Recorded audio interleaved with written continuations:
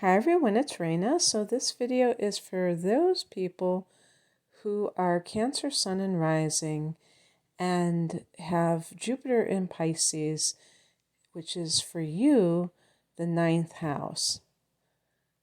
And Jupiter rules the ninth house. So whenever a planet is transiting through the house that it rules, you can say that there is a strong link, resonance to that area, and it's like an enhanced effect, if you will.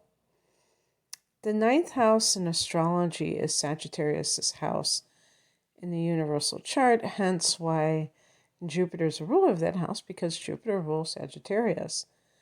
And Jupiter is going to go into Pisces for just a few months over the summer in the northern hemisphere. And then at the end of the year, after it retrogrades back into Aquarius, Jupiter will go into Pisces, in December, and then for good, well, not for, permanently, but just for the upcoming year in 2022, it will stay in Pisces. But for this kind of a preview, if you will, in the summer months, we're going to see for Cancer individuals, both Sun and Rising, that this is going to affect your ninth house. And so I have compiled a list of how this may shake out for you. And I want to give a shout out to cafeastrology.com for helping me compile this list. So Jupiter is a planet of luck and expansion. And so wherever Jupiter travels, you can see that area growing in your life. You have more opportunities. You maybe are aligned, if you want to look at luck that way, where you just are in the right place at the right time, or things like that.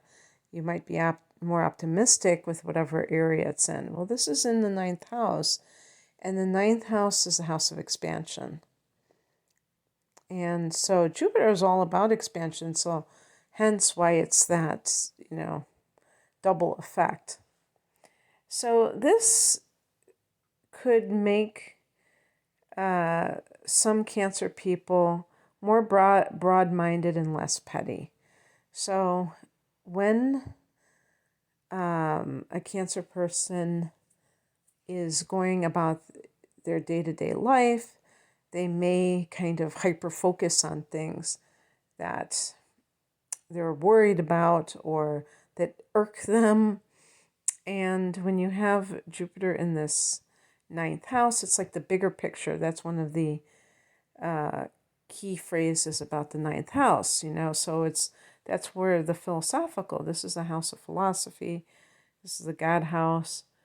And so when you're looking at the bigger picture, you're not concerning yourself with petty details. You're just seeing the grand design.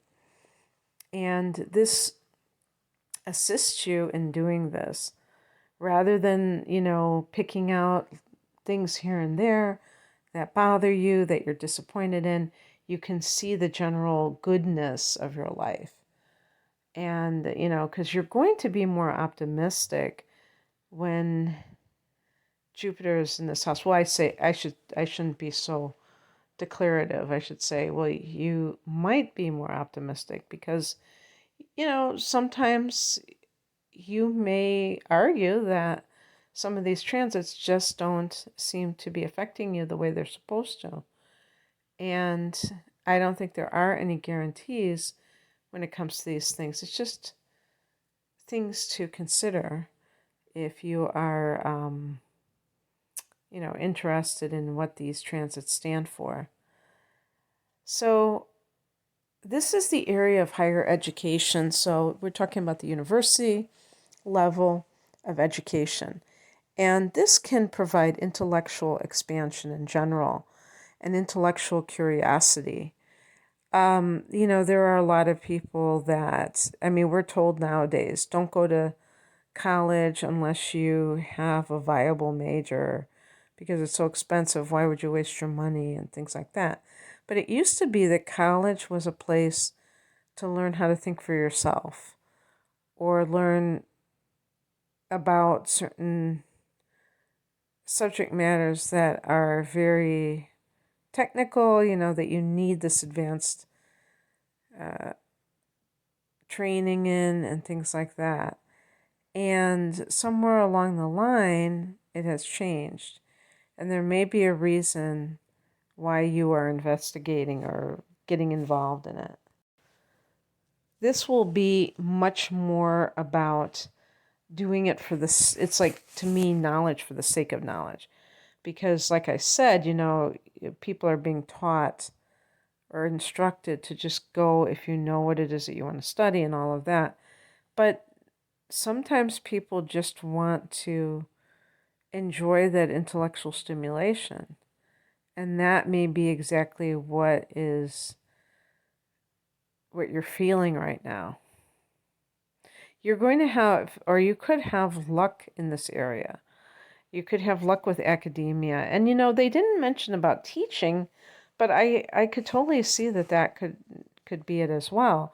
So if you're a Cancer person who has been really wanting to work in that environment, it might behoove you to send out resumes so that you can get the ball rolling if you need to take additional courses or what have you. But this could be a fortunate time for you all the way around when it comes to academia. If you are, I would say, especially if you are like an exchange student of some sort, maybe you are just going to study abroad for a semester and immerse yourself in a language. Languages are good for you if you are going to a place where they don't all speak your language, your native language. And maybe you want to immerse yourself in that language. Just immerse yourself in another culture. This is a great time for those kinds of things. Because when you do that, you will feel expanded. And, this travel that you take, it may have that combination with education. So this may be something that you're being given a special deal, a special rate, anything that luck is involved, where you can do it with ease. You may have luck with foreigners, people who are born in a foreign country. Wherever you come in contact with people who are different from you. This is the house of advertising. So if you're in a position where advertising is something that you are interested in doing, it might be helpful to launch something and see how it works. I definitely recommend, before you spend a lot of money, that you just research it.